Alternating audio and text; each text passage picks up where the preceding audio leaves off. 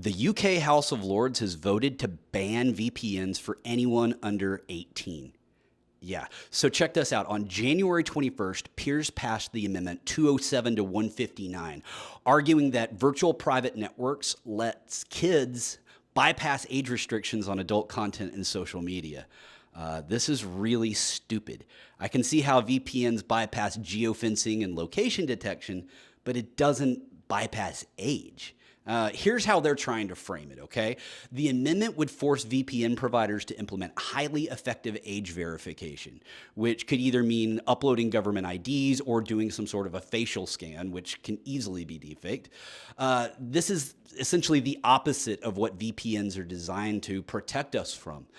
This comes alongside other government initiatives that will address concerns about VPN use. Technology Secretary and apparent Luddite Liz Kendall even announced that they're examining banning VPNs entirely. What the hell? Are you serious?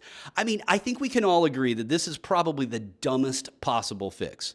VPNs should not be demonized. They're privacy tools used by all sorts of people like journalists, activists, abuse victims, and people who don't want to be tracked. But sure, let's make teenagers hand over their PII to the government in the name of internet privacy, right? Oh yeah, and good luck actually trying to enforce that. That's going to be near impossible too. Frankly, this is less about protecting children and more about implementing a surveillance state. I mean, after all, once you build a system to verify everyone's age online, you basically build a system to track everyone online. So what's next? The amendment now goes to the House of Commons, and we'll see if they have any common sense. What do you think is going to happen next? Moving on to our next story, Fortinet has confirmed that attackers are actively exploiting a critical authentication bypass in FortiGate firewalls, even on devices that were fully patched just last month. This marks the second time in 2 months that this vulnerability has been actively exploited in the wild. So on Thursday, January 22nd, Fortinet disclosed that a new attack path has emerged for CVE 2025-59718.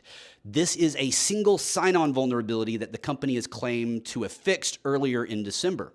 Now, despite applying those patches, customers began reporting suspicious logins and unauthorized changes to their firewall configurations.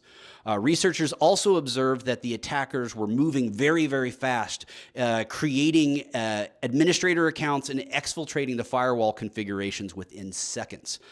To me, this suggests that this wasn't a threat actor just logging in and snooping around. These were automated and scripted attacks. Now, at this time, Fortinet warns that any systems showing indicators of compromise should be treated as fully compromised, and the configuration should be restored from the last known clean backup. Additionally, Fortinet confirmed that they are working on a fix, but they haven't yet provided a timeline. So until a patch is available, administrators should immediately disable Fortinet FortiCloud SSO login in their system settings and then restrict the administrative access to a set of trusted IP addresses only. All right, our last story of the day. Athletic footwear and apparel giant Nike is having a hard time. They're actively investigating a major cybersecurity incident after the group WorldLeaks claimed to have stolen 1.4 terabytes of internal company data. Yeah, this breach came to light on January 22nd when WorldLeaks listed Nike as a victim on its dark web leak site, issuing a 48-hour ultimatum.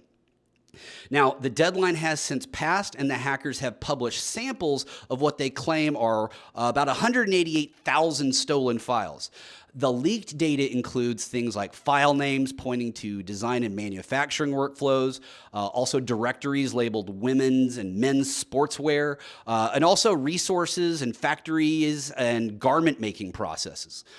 Importantly, there's no current indication that customer data or employee data was compromised, but still, this is a major black eye. Nike released a statement that we're taking our consumer privacy and data security very seriously. We're investigating a potential security incident and actively assessing the situation. How many times have we heard that one? Anyways, this is the first time that I had heard of WorldLeaks, so I had to do a little digging. It turns out that WorldLeaks is apparently a rebrand of Hunters International. I don't know if there's any relation to the Shiny Hunters, but it wouldn't shock me. The group has emerged back in January 2025, and they've shifted their tactics, abandoning the traditional ransomware encryption approach in favor for pure extortion. Simply put, they're not bothering with deploying ransomware anymore. They just rather steal the sensitive information and then hold it hostage, threatening to release it publicly if they're not paid. Now, I'm curious if the Nike CEO is going to say, just do it and pay the ransom, but I guess we shall see. That wraps up today's stories, folks. This is Andy Thompson signing off.